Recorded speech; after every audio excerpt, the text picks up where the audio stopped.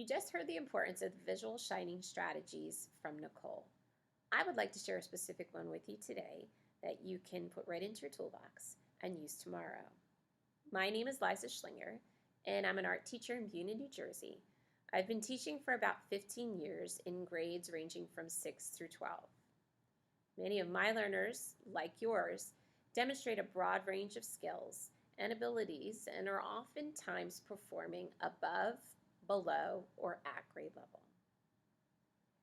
My school has a mantra. It is to meet your students where they are. While it is what we all strive to do, the expectations of meeting all our students' complex needs, combined with the expectations of high-stakes testing, can be overwhelming to say the least. To get started, let's create a scenario. Imagine you are an 8th grader, and today in your language arts class, the teacher is beginning a new novel that comes with a whole new set of vocabulary. And you're handed something that looks like this. You're a BC student and have difficulty memorizing and comprehending these new words. We all know this student no matter what subject we teach, and we all have our own bag of tricks that helps for some students, but really not for most. The question is, how can we improve retention and help our students commit this new vocabulary to long-term memory? Let's look specifically at one of these words. Coax. Coax, by definition, means to obtain something by gentle and persistent persuasion. Most students will study the definition and more likely than not forget it if it's not used regularly. Even as adults, our brains need to make memorable connections and retain new information, just like in this presentation today. So let's make a connection. Take a look at the word coax again. This time, I want you to imagine that you are trying to illustrate the meaning of the word using the word itself in the illustration. Take a few moments to think and reflect on how you would represent the meaning of this word.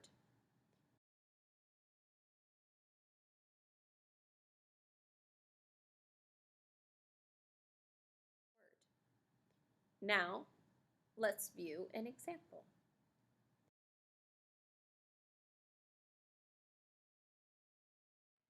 This is called the visual vocabulary strategy. Think of this strategy as a means to create richer understanding in any lesson that includes pertinent vocabulary. This particular word was illustrated by a small group of 8th graders at my school in a typical ELA class. On this particular day, I worked collaboratively with the subject area teacher to help demonstrate how visual vocabulary can be used to create deeper meaning and understanding. After presenting this strategy, I worked one-on-one with the groups and received some of their feedback. Take a listen. So guys, why do you think this strategy would be really useful in this class or any of your other classes? I think this would help you because it puts an image in your mind. It's like a fun activity to do instead of just like writing it down a bunch of times and putting it in your mind. It gives you like a better visual, and it's actually fun. Wow, that's a great answer. And I think so too. You guys really got the meaning out of this. So let's look further into how to possibly present this to a class. First, I would advise providing the students with a list of vocabulary with the written definitions. That way, the students have a reference to look back to for a little bit of clarity.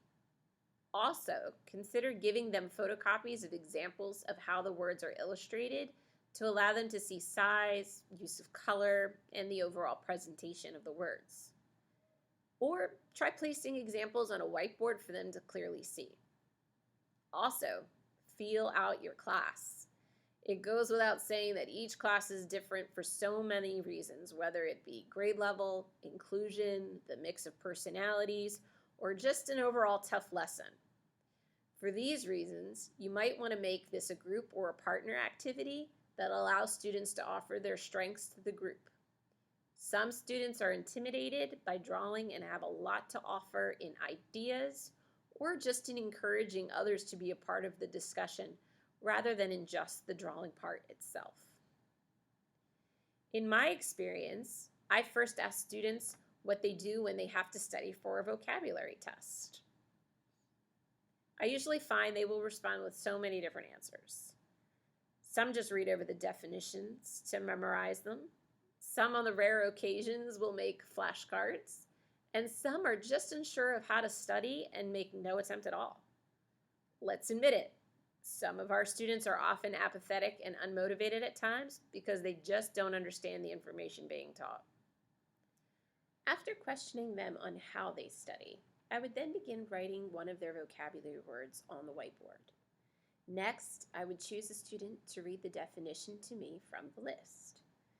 To get them thinking about a word a little more, I would then ask the students to try and use it in a sentence. Typically, students will volunteer to share a sentence with the class, and hearing these words used in context creates more meaning outside of the definition. Again, it's all about connections.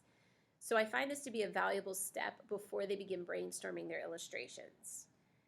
Next, I would finally show an example of an illustrated word to them and discuss how the word itself can become the illustration, or the word can be incorporated into an illustration as seen here in the examples. As I've mentioned before, I've most recently used this strategy while working collaboratively with one of my colleagues in an 8th grade ELA classroom. Ms. B is an energetic and creative teacher who, like all of us, is trying to look for new ways to engage her students and meet them where they are. The class I visited was an accelerated class, and we expectedly had a lot of success. She took the students' illustrated words and she created a word wall. The most interesting result, however, was that the students from her other classes noticed the word wall too when they walked in. And when all the classes were assessed at the end of the week, the word wall helped many of them to recall the meaning of the words during the actual quiz. Later that week, she reached out to me to say that she was going to use the strategy with some of her general classes too, and just try to see how it worked out for them. She gave each of them this instructional handout, along with the vocabulary and definitions. This is where feeling out your class becomes so very important. Ms. V's other classes were more intimidated by this activity and were given more time. They worked in groups and they were given less words to illustrate. And here's some of the feedback from Ms. V. She said, "The students saw the pictures on the wall from the last class and I noticed them using them as a reference during the quiz. So I decided on the second set of words in the novel that I would make it an assignment for them. I even noticed that during the readings, students were able to understand the words better." Overall, the students I recently worked with enjoyed the interaction with their peers. They were engaged in creating the visuals, and most of all, their brains made those meaningful and memorable connections that I referred to earlier on.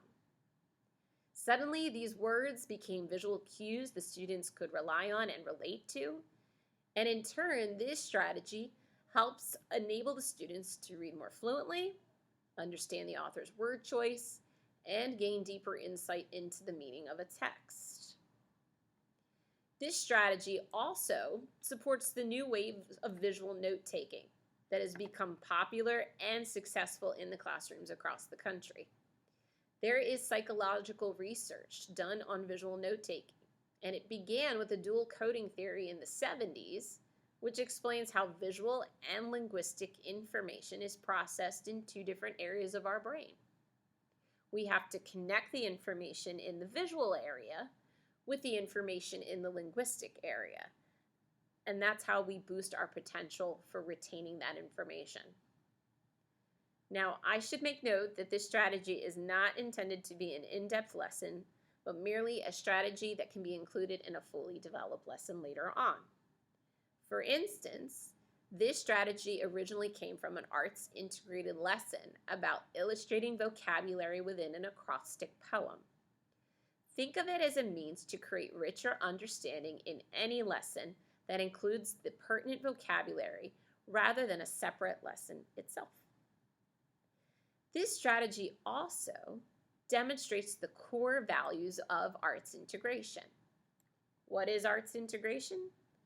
Arts integration is an approach to teaching and learning through which content standards are taught and assessed equitably in and through the arts. It is an approach and not a curriculum. Students construct and demonstrate understanding through an art form. Students engage in a creative process which connects an art form and another subject area and meets evolving objectives in both. For example, art is not used just to enhance the lesson, but is treated equally and it's assessed equally. This approach creates deeper understanding and meaningful connections that addresses a wide variety of learners. And isn't that what we're really trying to do? The art and the content area are on the same playing field. The strategy I introduced you to today is one step up the ladder of arts integration and can lead the way up to arts integrated lessons. I encourage you to give this strategy a try and create a variation that works for your classroom and for the subject that you teach. I've included a handout with today's presentation of examples of visual vocabulary from other subject areas to demonstrate the flexibility of this strategy. Maybe try with just a few words, or have the students make a word wall for the classroom. It could be done individually, in pairs, or even in teams. Copies of the visual words could be photocopied again and given to each student. Just some ideas. If you're interested in more information about arts integration or would like to see more examples of strategies and lessons, check out the Institute for Arts Integration and STEAM at educationcloset.com. Reach out with any questions or comments at my email listed in the presentation. I leave you with some testimony and examples from some of my 8th grade students on the results of using the visual vocabulary strategy. I thank you for your participation, and I hope that this strategy helps you meet your students where they are. Happy Arts Integrating!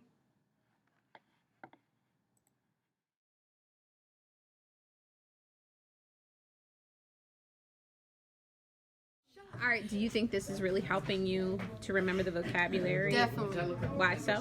Because I took that quiz, 2 weeks ago? And I tried studying, but my brain just don't work, so I look at the pictures, and the pictures just helps me. Helps you to recall the information? Oh, good. So do you enjoy doing it? Do you find like Yes. you're talking with other people Yes. in class? Yeah.